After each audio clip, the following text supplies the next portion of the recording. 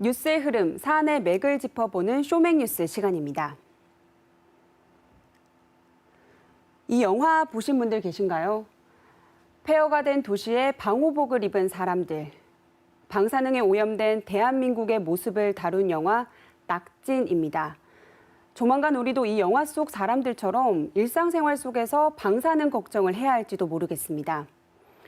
지난 13일 일본 정부가 후쿠시마 원전에서 나온 방사성 오염수를 바다에 버리기로 결정했기 때문인데요.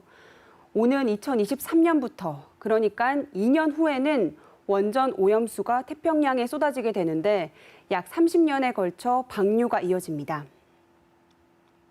配慮を進め、福島の復興を成し遂げるためには避けて通れない課題であります。 10년 전 동일본 대지진 때 폭발 사고가 난 후쿠시마 원전에는 빗물과 지하수 등이 유입되면서 하루 180톤의 오염수가 발생해 왔습니다. 이렇게 지금까지 쌓인 오염수는 125만 톤 가량인데 일본 최대 동구장인 도쿄돔 1개를 가득 채울 수 있는 분량입니다. 일본 도쿄전력은 이 오염수를 보관한 저장 탱크가 내년 가을쯤이면 가득 찬다는 이유로 방류 결정을 내린 겁니다. 이 원전 오염수는 말 그대로 방사능이 범벅된 오염수입니다. 지난 12월 도쿄전력이 공개한 자료를 보면 이 8년 동안 이 오염수를 정화했는데 방사성 물질을 반도 못 걸러냈습니다. 게다가 이 오염수에는 세슘이나 요오드, 삼중수소와 같은 방사성 물질이 법정 기준치 이상 포함된 것으로 보고되고 있습니다.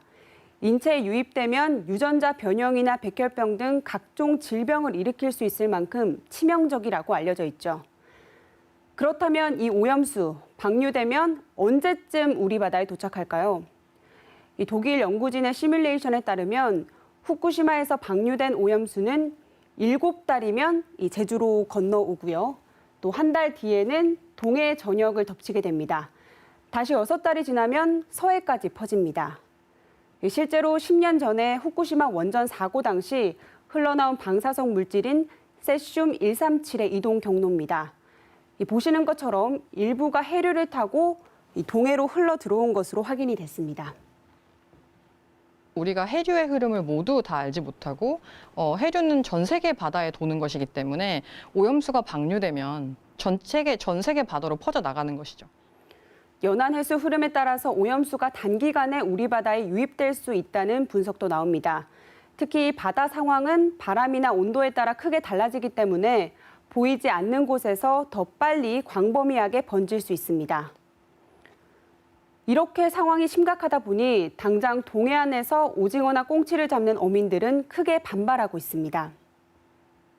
판매라든지 우리 여가의 지장, 많은 우리 어민들이 다양하게 복합적으로 얽혀 있기 때문에 앞으로 상당한 걱정이 우려가 됩니다.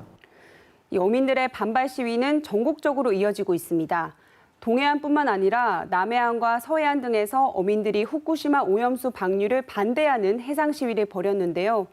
어획량 감소와 생태계 파괴는 물론 소비자 불안까지 커지면서 국내산 수산물 소비 감소도 불가피하다는 겁니다. 당장 우리 식탁에 오르는 먹거리 문제다 보니 소비자 입장에서도 걱정이 클 수밖에 없습니다. 그렇다면 수산물에 대한 방사능 검사는 잘 이루어지고 있을까요?